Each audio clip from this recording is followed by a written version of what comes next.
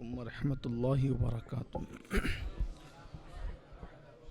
نحمدہ ونصلی علی رسولہ الکریم، اما بعد فاعوذ باللہ من الشیطان الرجیم، بسم اللہ الرحمن الرحیم۔ لا اقسم بہذا البلد وانت حل بہذا البلد والد وما ولد، صدق اللہ العظیم۔ غوث اعظم بمنے بے سر و ساما مددے، قبلہ دین مددے، کعبہ ایمان مددے، انتظار کرم تست من عینی را، اے خدا جو و خدا بین و خدا دا مددے، بگردہ بے بلا افتاد کشتی، مدد کن یا معین الدین چشتی۔ پڑھی الصلاۃ والسلام علیک یا رسول اللہ، الصلاۃ والسلام علیک یا نبی اللہ، الصلاۃ والسلام علیک یا حبیب اللہ، وعلی آلک و اصحابک یا نور اللہ، صلی اللہ تعالی علیہ وسلم۔ باپ کی اہمیت اسلام میں بہت ہے، اسلام میں باپ کی اہمیت بہت ہے۔ میں تھوڑا سا آج اس پہ گفتگو کرنا چاہتا ہوں کہ ہم نے ماں کی اہمیت پر تو تقریریں سنی ہے، لیکن باپ کی اہمیت پر گفتگو کم ہو پاتی ہے۔ سب سے پہلی بات تو یہ ہے کہ ماں کا رشتہ بہت مقدس ہے، لیکن پورے قرآن میں اللہ نے ماں کی قسم نہیں یاد فرمائی، اللہ نے قرآن میں باپ کی قسم یاد فرمائی۔ اللہ قرآن میں فرماتا ہے لا اقسم بہذا البلد، اے محبوب اس شہر پاک کی قسم، وانت حل بہذا البلد، اور جس شہر میں آپ چل پھر رہے ہیں، جس شہر پر آپ کے قدم لگے ہیں، اس شہر کی قسم، ووالد وما ولد، اور باپ کی قسم اور بیٹے کی قسم۔ تو اللہ تعالیٰ نے ماں کی قسم قرآن میں یاد نہیں کی، بلکہ باپ کی قسم یاد کی۔ اسی لیے فقہا فرماتے ہیں کہ ماں پر افضلیت باپ کو ہے۔ حق کے معاملے میں ماں آگے ہیں، جیسا کہ حدیث پاک میں آتا ہے کہ میرے آقا علیہ السلام سے کسی نے پوچھا یا رسول اللہ سب سے زیادہ مجھ پر کس کا حق ہے؟ فرمایا تیری ماں کا۔ پھر کس کا ہے؟ کہا تیری ماں کا۔ پھر کہا کس کا ہے؟ کہا تیری ماں کا۔ کہا پھر اس کے بعد کس کا؟ کہا تیرے باپ کا۔ حق کے معاملے میں ماں آگے ہیں اور افضلیت کے معاملے میں باپ آگے ہیں۔ فقہا فرماتے ہیں کہ اگر کسی کو کسی شہر جانے سے ماں نے اجازت دے دی اور باپ نے منع کر دیا تو وہ جائے گا نہیں بلکہ رکے گا، اس لیے کہ باپ وہ ہے جس کا فرمان ماننا ماں پر بھی فرض ہے اور بیٹے پر بھی فرض ہے۔ جیسے کہ بیوی شوہر کی اجازت کے بغیر باہر نہیں جا سکتی، تو چونکہ وہ ماں ہے بیٹے کی تو یہ افضلیت ہے باپ کے لیے۔ بلکہ حدیث پاک میں یہاں تک آتا ہے کہ اگر بیٹا نفلی حج کے لیے جائے یا سفر تجارت کے لیے جائے اور باپ کہہ دے تجھے نفلی حج نہیں کرنا، تو اس کے لیے فرض ہے کہ وہ نفلی حج نہ کرے۔ یہ باپ کی اہمیت۔ آقا علیہ السلام فرماتے ہیں باپ جنت کے دروازوں میں سے ایک دروازہ ہے، اور فرمایا کہ بیچ کا دروازہ ہے، باپ جنت کے بیچ کا دروازہ ہے۔ آپ مجھے بتائیں جب آقا علیہ السلام کی ہم یہ حدیث پڑھتے ہیں الجنت تحت اقدام امہاتکم، کہ جنت تمہاری ماؤں کے قدموں کے نیچے ہے۔ اب جنت تو مل گئی آپ کو، ماں کی خدمت کر کے جنت مل گئی، باپ کو ناراض کیا، دروازہ ہی بند ہے۔ مکان کے مالک تو ہو گئے لیکن دروازہ بند ہے، تو جنت میں جائیں گے کیسے؟ دیکھو میرے نبی کی حکمتوں پہ قربان، ماں کے قدموں کے نیچے جنت بتا دی، لیکن پورا کریڈٹ جو ہے پورا صحرا باپ کے سر باندھ دیا کہ ماں کی خدمت کرنے پر جنت ملنی ہے، لیکن اس وقت تک دروازہ کھلے گا نہیں جب تک کہ باپ راضی نہیں ہوگا۔ بلکہ حدیث پاک میں آیا ہے حضور علیہ السلام سے پوچھا گیا یا رسول اللہ صلی اللہ علیہ وآلہ وسلم یہ عراف کیا ہے؟ عراف کسے کہتے ہیں؟ تو آقا کریم صلی اللہ علیہ وسلم نے فرمایا عراف ایک مقام ہے جو جنت اور جہنم کے بیچ میں ایک میدان ہے۔ عراف جنت اور جہنم کے بیچ میں ایک میدان ہے۔ پوچھا یا رسول اللہ یہ میدان کیا ہے؟ تو فرمایا نہ وہاں جہنم کی طرح عذاب ہے، نہ وہاں جنت کی طرح نعمتیں ہیں۔ اور پوچھا عراف میں کون لوگ ہوں گے؟ آراف میں کون لوگ ہوں گے؟ تو میرے آقا علیہ السلام نے فرمایا جن لوگوں نے باپ کے حکم کی نافرمانی کرتے ہوئے اللہ کی راہ میں جہاد کیا تھا۔ باپ نے منع کیا جہاد کے لیے مت جا، باپ نے منع کیا جہاد کے لیے مت جا، اور وہ جہاد کے لیے گیا اور پھر اللہ کی راہ میں شہید ہو گیا، اور اللہ کی راہ میں شہید ہوا تو قرآن نے اس کے بارے میں کیا کہا؟ وَمَا تَقُولُوا لِمَنْ يُقْتَلُ فِي سَبِيلِ اللَّهِ أَمْوَاتٌ بَلْ أَحْيَاءٌ وَلَكِنْ لَا تَشْعُرُونَ۔ جو اللہ کی راہ میں مارے جائیں انہیں مردہ مت کا، وہ زندہ ہیں، یہ اس کو مرسم ملا، وہی مقام ملا، وہ شہید کہلایا۔ لیکن میرے آقا فرماتے ہیں چونکہ باپ کی نافرمانی کرتے ہوئے گیا تھا اس لیے شہید ہو کر بھی اس کو جنت نہیں ملے گی، وہ جنت اور جہنم کے درمیان ایک مقام ہے جس کو مقام اعراف کہا جاتا ہے، وہاں رکھا جائے گا۔ اپنی گفتگو سمیٹتے ہوئے، چونکہ اعتراف خدمات کا بھی پروگرام ہے، گفتگو سمیٹتے ہوئے، اگر ایک گھر میں باپ بیٹے رہتے ہوں، ایک گھر میں باپ بیٹے، تو کم سے کم بیٹے پر اتنا ضروری ہے کہ صبح کی پہلی ملاقات میں باپ کے لیے اٹھ کر کے کھڑا ہو جائے، یعنی بیٹھے بیٹھے باپ سے نہیں مل سکتا۔ ماں یا باپ سے پہلی ملاقات میں ہر دن، اگر ایک گھر میں رہتے ہوں تو، اور اگر گھر الگ الگ ہوں تو جب ملے باپ کے استقبال کے لیے کھڑا ہو، یہ باپ کا احترام ہے۔ جب ملے، اگر کہیں اور دونوں کے مکانات جدا جدا ہوں، کیونکہ ایک گھر میں ہو تو بار بار سامنا ہوگا، تو اسلام اس کا مکلف نہیں کرتا، لا یکلف اللہ نفسا الا وسعہا، کہ اللہ کسی جان پر اتنا بوجھ نہیں ڈالتا کہ وہ اٹھا نہ سکے۔ ایک گھر میں رہتے ہیں تو لیکن پہلی ملاقات میں اٹھ کر کے کھڑے ہونا ہوگا، اور اگر کہیں اور رہتے ہو تو بار بار اٹھ کے نہ کھڑے ہونے کا وبال کیا ہے؟ میں اور آپ تو کوئی حیثیت ہی نہیں رکھتے۔ آئیے ذرا امام حمیدی کی طرف چلتے۔ امام حمیدی نے اس کو لکھا ہے جو روایت میں پڑھنے جا رہا ہوں بیان ہے۔ یہ امام حمیدی کون ہے؟ بخاری کے راویوں میں ان کا شمار ہے، بلکہ پہلی حدیث جو انما الاعمال بالنیات ہے اس میں حمیدی کا بھی ذکر ہے۔ اتنے بڑے محدث ہیں حمیدی، انہوں نے لکھا جو میں بیان کرنے جا رہا ہوں۔ حضرت یوسف علیہ السلام جب کھو گئے تو یعقوب علیہ السلام نے 50 سال تک رویا بیٹے کے لیے، 50 سال تک روتے روتے آنکھیں خشک ہو گئی، آنکھیں سفید ہو گئی۔ پھر ایک دن آیا کہ دونوں باپ بیٹے ملے، تو حضرت یعقوب علیہ السلام کو یوسف علیہ السلام جب بادشاہ بن گئے تو مصر بلایا کہ اب آپ ملک شام چھوڑ دیں، مصر آئیں۔ تو یعقوب علیہ السلام مصر گئے تو حضرت یوسف علیہ السلام ہاتھی پر بیٹھے ہوئے، حضرت یوسف علیہ السلام تھے ہاتھی پر، ایک روایت کے مطابق تخت پر، ایک روایت کے مطابق تخت پر، ایک روایت کے مطابق ہاتھی پر، اور حضرت یعقوب علیہ السلام آ رہے تھے اونٹنی پر۔ تو اب باپ اور بیٹے میں جب 50 سال کے بعد ملاقات ہوئی، وہ بھی 50 سال دونوں ایک دوسرے کا انتظار کیے، تو اس کا شوق فرشتوں کو اتنا تھا کہ فرشتوں نے اللہ سے کہا اللہ آج ہم اجازت چاہتے ہیں کہ وہ باپ بیٹے کا ملن دیکھنے کے لیے جائیں کہ 50 سال کے بعد باپ بیٹے ملتے کیسے ہیں۔ تو حضرت یعقوب علیہ السلام اور یوسف علیہ السلام دونوں کو انتظار تھا۔ یوسف علیہ السلام چاہ رہے تھے کہ میرا باپ جو میری محبت میں روتے روتے نابینا ہو گئے، آنکھوں کھو دی، آنکھیں سفید ہو گئی، میرا کرتا ڈالنے سے تو آنکھیں مل گئی، میرے باپ نے کتنے صدمے اٹھائے، آج میں اپنے باپ کی زیارت کروں گا۔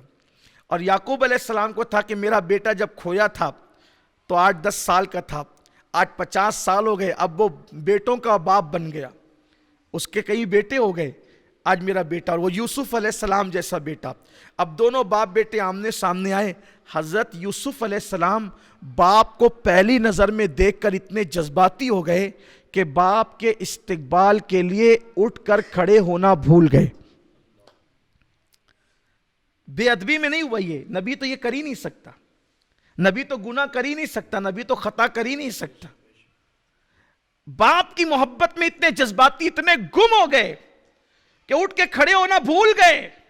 اللہ نے وہی فرمائی یوسف تو اپنے باپ کے لیے اٹھ کے استقبال کے لیے کھڑا نہ ہوا، اب اس کا صلہ آپ کو یہ ملے گا، بدلہ یہ ملے گا، آج کے بعد آپ کی نسل میں اب میں کوئی نبی پیدا نہیں کروں گا۔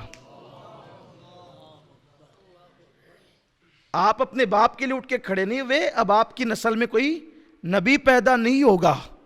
حضرت یوسف علیہ السلام کو اللہ نے فرمایا، اور پھر اس کے بعد اس بات کو یوں نبھایا گیا کہ اس کے بعد حضرت یوسف علیہ السلام کے گھر پھر کوئی بیٹا ہی پیدا نہیں ہوا، جتنے بیٹے پہلے پیدا ہوئے تھے وہ سب نبی ہوئے، اور اس کے بعد اللہ تعالیٰ نے ان کے گھر کوئی بیٹا ہی پیدا نہیں فرمایا۔ آپ غور کریں، یوسف جیسا نبی اگر جذباتی ہو کر باپ کے لیے اٹھ کر کے کھڑے ہونا بھول جائے تو اللہ کہتا ہے کہ تیرے گھر اب کوئی نبی پیدا نہیں ہوگا.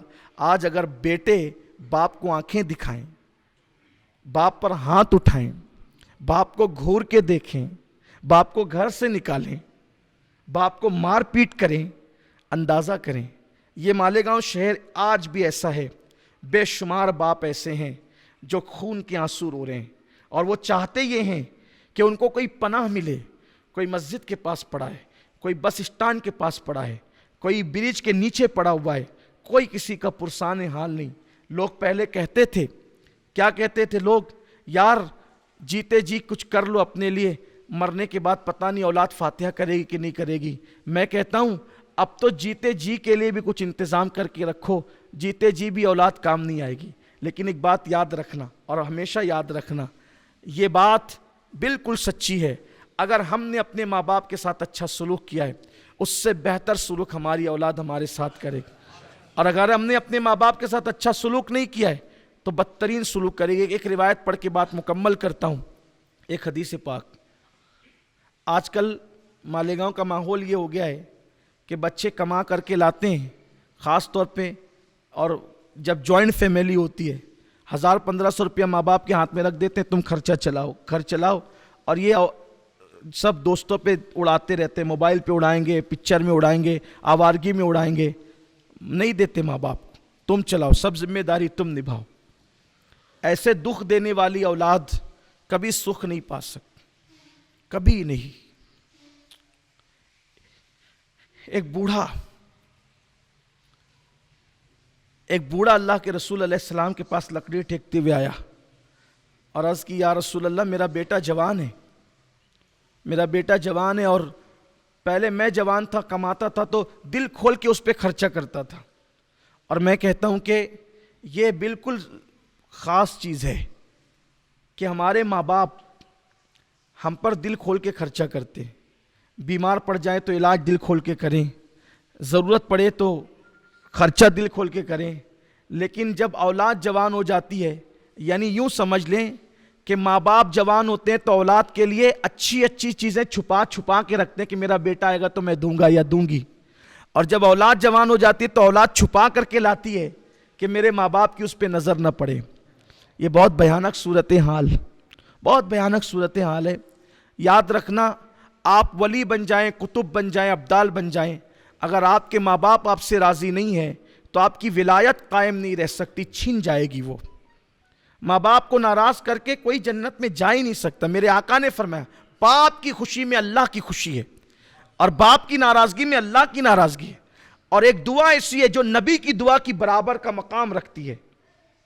حضور علیہ السلام, اور صرف وہ نبی صرف نہیں, سید الانبیاء کی دعا کی طرح ہے. فرمایا, دعا والدہ لولدہ کدعائی لکم, کہ تمہارے باپ کی دعا تمہارے حق میں ایسی ہے جیسے مجھ محمد کی دعا امتی کے حق میں.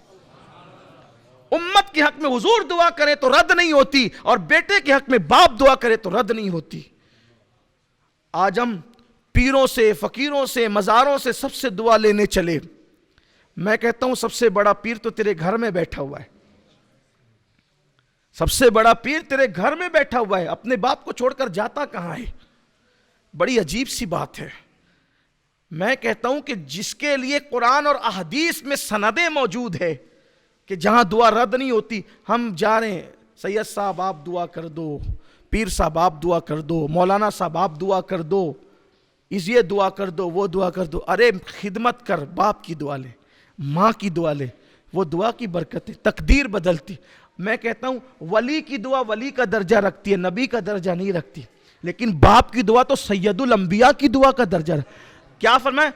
یہ نہیں کہا کہ باپ کی دعا نبی کی دعا کی نہیں, یہ فرمایا, آقا فرماتے ہیں دعا والدہ لولدہ کا دعائی لکم, جیسے میری, حضور نے کہا جیسے میری دعا تمہارے لیے, حضور نے کہا میری دعا تمہارے لیے جو درجہ رکھتی ہے وہی دعا باپ کی دعا بیٹے کے حق میں درجہ رکھتی ہے. اس دعا کی اہمیت کون جانتا ہے؟ عرش ہلا دیتی ہے یہ دعا, تقدیریں بدل دیتی ہے یہ دعا. اس دعا کا مقام کیا ہے لوگوں کو پتہ ہی نہیں, ادھر ادھر بھٹک رہے ہیں بیچارے مارے, اور مرکز دعا گھر میں موجود ہے, ماں اور باپ کی شکل میں.